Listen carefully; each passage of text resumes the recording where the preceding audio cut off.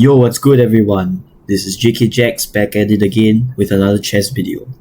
In the first chess video that I've made, I've talked about how important it is to control the center, okay? We went through opening principles, and of course the first opening principle in chess is to control the center.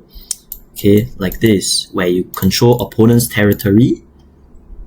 And one more thing that I said in the video that some of you guys might not have catched is that there's a forbidden rule of chess, and that is to develop your queen early.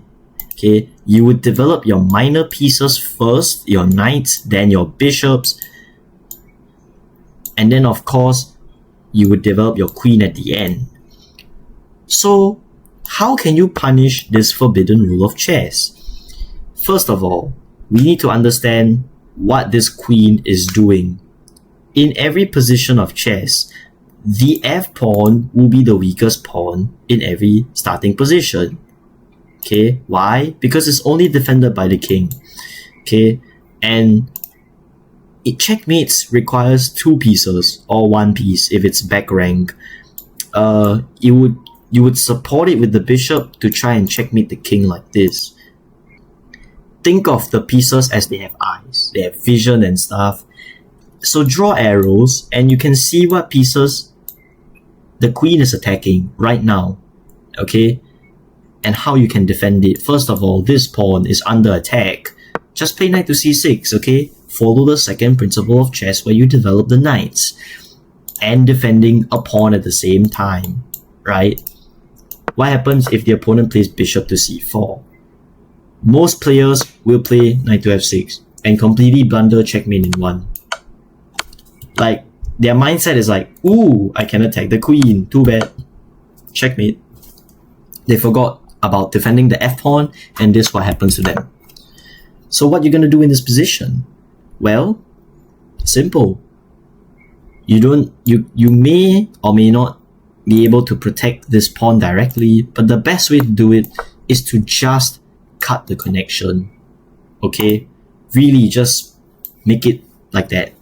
Just imagine you have a toxic girlfriend you're willing to break up. What you do? Block her on all socials.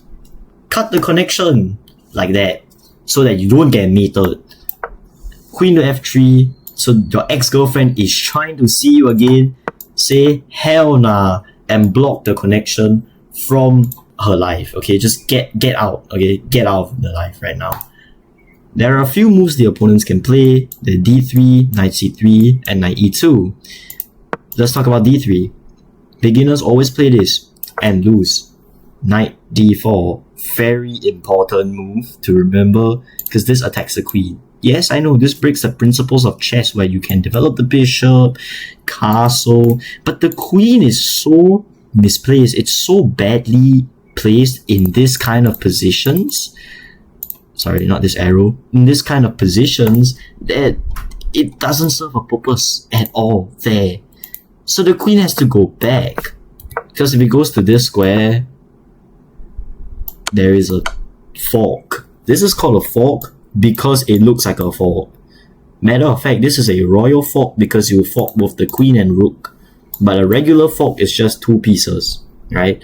Here's some terminology. And also this is like a hint for what my next video is going to be. And yeah, this is pretty much losing for white. They're losing the queen. And if they play knight to c3, you'll just play knight d4. Same thing. You attack the queen, except, the opponent has more options. You might come here. And what you do in this position is play c6 and aim for d5. Why can't you play d5 now? There's this thing in chess called attackers versus defenders. This pawn, how many attackers does it have?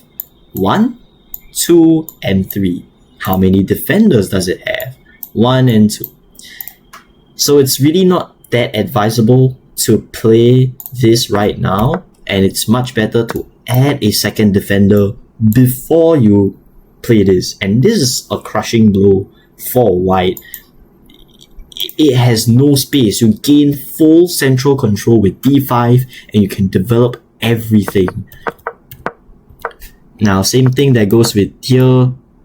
okay, where you play knight here, queen goes back, but this time there is no knight on c3 to add a attacker on the d5 square, and this is where you can play d5.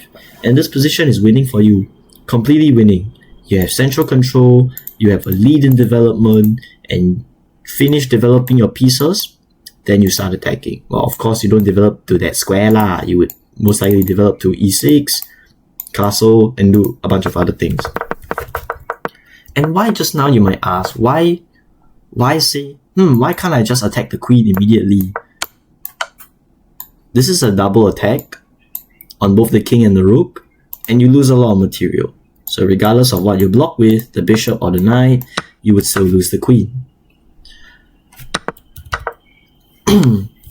And you might ask me, hey, if I want to develop my queen early in the opening, what openings can I play? An opening that I would really recommend is the Vienna opening. The Vienna opening is where you put your knight on c3. Yes, I know it's a bit weird. Instead of putting your knight to f3 to attack the pawn, this knight serves a different purpose. You extra protect this pawn and also control the d5 square.